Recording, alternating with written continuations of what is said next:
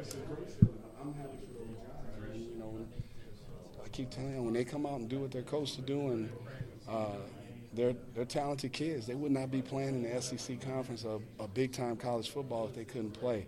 They got opportunities. They took advantage of them, and I'm happy for them. I really am. And the thing now is the consistency. We got to go out and do it again this weekend.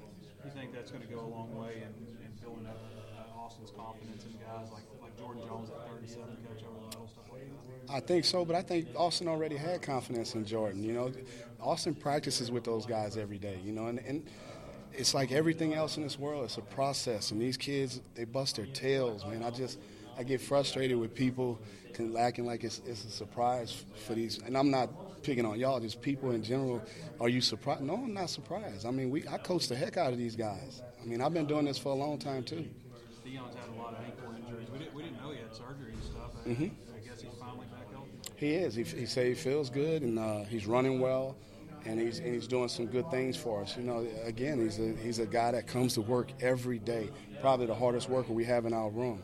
And to see him go out and have success is very, very gratifying as a football coach. What does South Carolina do defensively? Oh, Coach does everything, man. They play cloud, they play man free, play some zone cover 3. We're gonna get an array of looks from the back end. They do a lot of stuff up front to try and give you problems.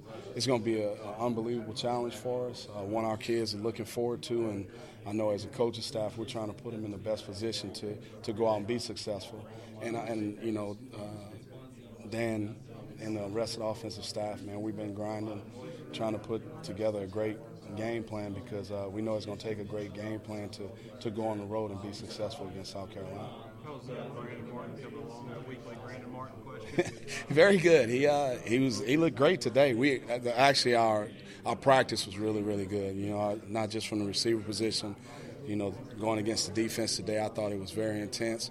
But to answer your question, Brandon looked awesome. Made some catches today.